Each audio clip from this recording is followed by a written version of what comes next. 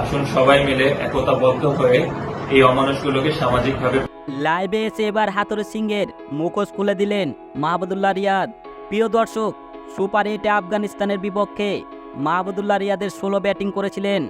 Batting করতে নেমেই 5টি ডট বল খেলেছিলেন। যে ম্যাচ ছিল সেমিফাইনাল খেলার শেষ স্বপ্ন, সেখানে রিয়াদের এ ধরনের ব্যাটিংয়ের উপর ক্ষিপ্ত ছিল গোটা বাংলাদেশ। আসলে ঘটনা ছিল উল্টো। মাঠে প্লেয়ারেরা খেললো, সব কিছু ঘটে এক হাতুড়ি সিংয়ের নির্দেশে।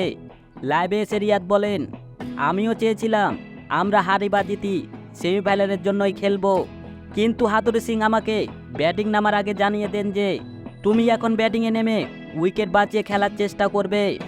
আমাদের সেমিফাইনাল খেলার কোনো দরকার নাই, শুধুমাত্র এই ম্যাচটা জেতার চেষ্টা করবে।